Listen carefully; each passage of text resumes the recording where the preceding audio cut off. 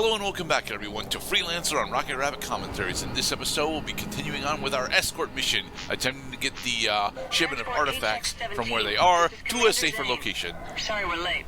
What's your status? Hey, Juni. Acknowledged. Please be safe. Liberty Security Force wouldn't be as good without you. As Annotations Gerdat mentions here, there are very few escort missions in the game, which is a good thing. Mostly because you have, support for them. Because again, these are boats, and boats have guns on them. I guess it's a gunboat. It's still a transport vessel, but it does have some amount of defense batteries on it.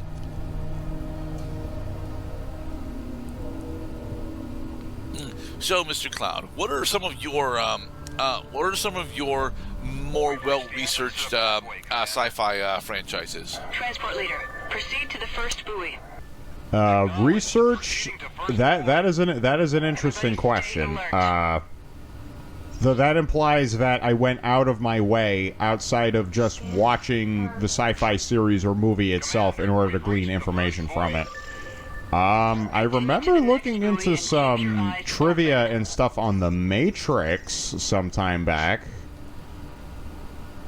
Like, for example, that as everybody should know, that Will Smith was considered for the role of Neo, and it just goes to show what a dramatically different trajectory you would be on in life depending on the choices you make. Yeah. The opportunities that you turn down. Mind you, Will Smith still probably would have made 7 pounds and Pursuit of Happiness if he had been in The Matrix. Yeah. But then he would have been... But then just like we identify Keanu Reeves with Neo, that we would be identifying Will Smith as Neo. So really, like... I mean, Will Smith is doing just fine, don't get me wrong. He's one of the most well-known actors in the world. This is Gamma 1 from San Diego. So, now you get to actually see why we switched out for the stun pulse specifically. We can just delete shields now. It's honestly really, really awesome. Jeez, who turned the fog machine on? Oh, this isn't a fog machine. We're in an ice field. Well, where's the ice? Floating all around us, Mr. Cloud. It's effectively aerosolized water. So, on the subject of sci-fi in research, I find that many people like myself would be scratching their heads desiring answers as to why we're seeing so much supernatural physical phenomena in this game in outer space. What do you mean supernatural? Because, Mr. Gerdat, in the vacuum of space, gas particles spread out to the point that they're not really gases. The reason why we have gases on planets like Venus or Earth is because of gravity and because there's a large body of non-gaseous material that is holding that gas and atmosphere to the planet. But if you're in the vacuum of space, then there's really no explanation as to why this gaseous formation is here and why it's not simply dissipating into the void. Transport leader, proceed to the first. It doesn't make any sense.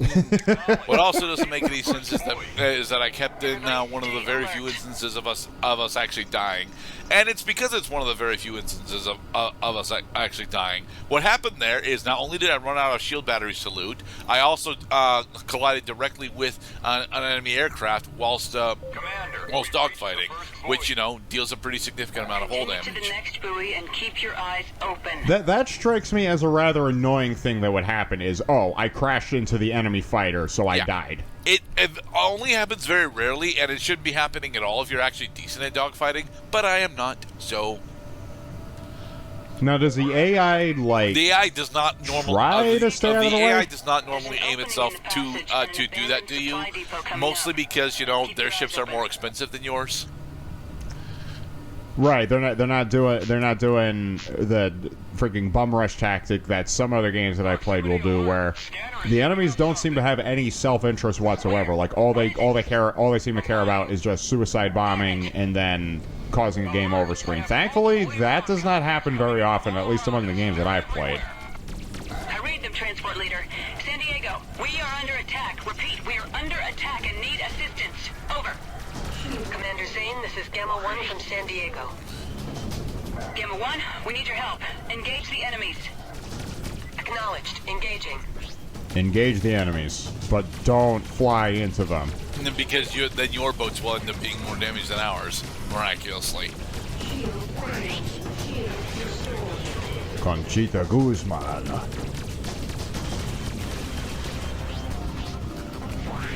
Alright, so one of the things that I was showing off on our way here is that Juni is actually running a full suite of lava blade weapons, which actually do a significant amount of hull damage for a shot at the cost of having a really slow refire rate and a relatively high energy cost. And because they don't actually do all that much shield damage, in order for lava blade weapons to actually be at all viable, you usually have to pair them with a stun pulse. It's why I don't actually like running the lava blades in general, because I prefer to have I prefer to have a uniformly best weapon in order to actually rely on.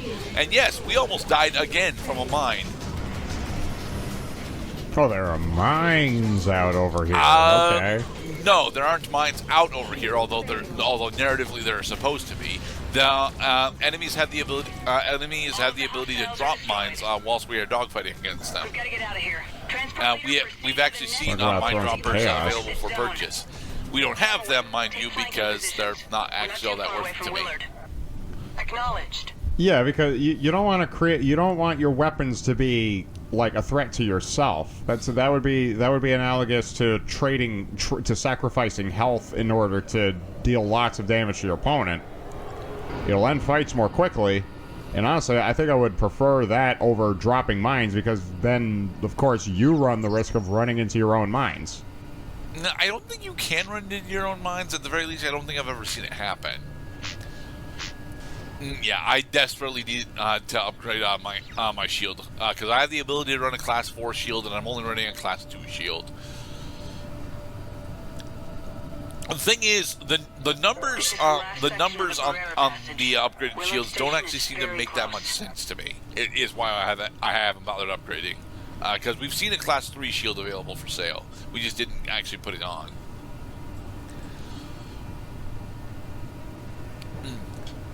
So, I feel like I'm in like the ending climax for James and the Giant Peach. No, there's less microwaves involved. It was starting to look grim. We got here as soon as we could. All right. We need to dock at Willard. Slippy, get back here. Incoming ships. This is Willard. Slippy, watch out. Bogey on your tail. This is LSF Commander Zane. We're escorting a supply of classified materials to Willard Station. Jeez Louise, what the heck is that? Docking ports are currently offline. We'll have it fixed in a moment. Thanks again. Trent, I have to land on the station and contact a few people. It's pretty obvious now that there's a mole in the Navy. Wait, are we just standing still, floating in space right now? Yes. We're waiting for the narrative to allow us to dock at Willard. Oh, I recommend you land and repair your ship.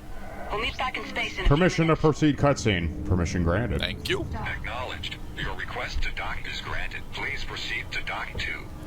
You may have noticed that we lost a wing. We almost lost an entire ship twice. Ugh.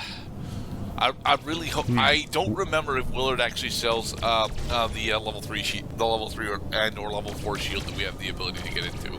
I don't think we get a level 4 shield until after we leave Liberty, but we will be leaving Liberty relatively soon. Just like the one-winged dove. Sing the song, says I should sing it. Ouch, baby, ouch, said ouch. Repairs. I no longer can fly straight, 'cause I just lost my right wing.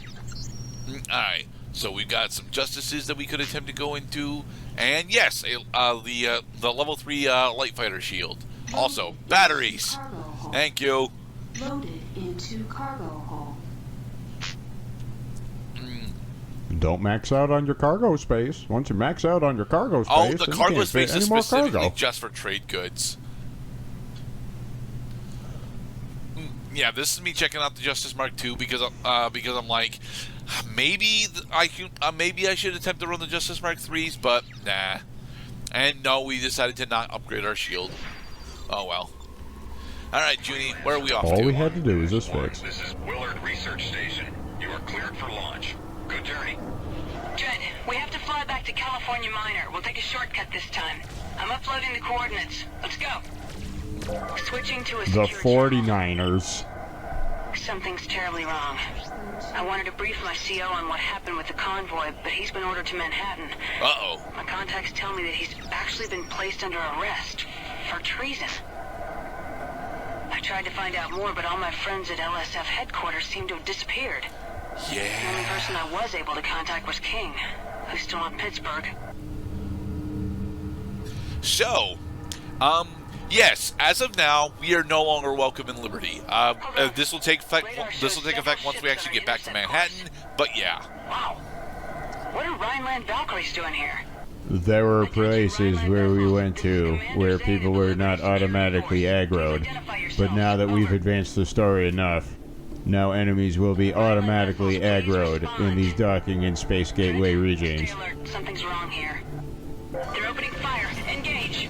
All right, and yes, now we get ambushed by fucking Rhineland of all people. Now, the Rhineland Valkyries are an interesting military force specifically because this is not our first instance of them having rear-mounted turrets that they can use at us, but it is something that pretty much all the Rhineland vessels have got access to. Rear-mounted, relatively heavy turrets, meaning that the usual tactic of firing at their engines from the rear is a bit more of a gamble than it's supposed to, than it is with other vessels. That said, it still is the most effective way of taking them down.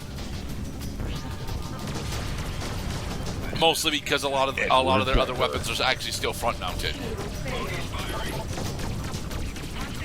We are getting attacked from behind. We're getting attacked from above.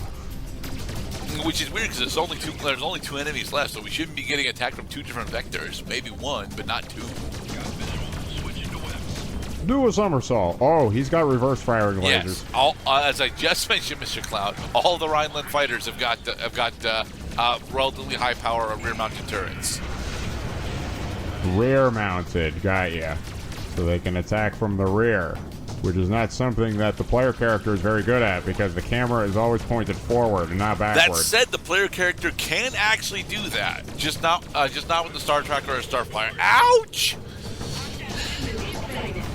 So what, you can blind fire backwards? No, you don't actually blind fire. Do you recall that in a majority of console racing games from the 90s and 2000s, you had the ability to go into a rear view? Why did they attack us? Yeah, you can do that in this game as well because it's a third-person space sim. Even if there's a traitor on the I showed it off on accident a little bit ago.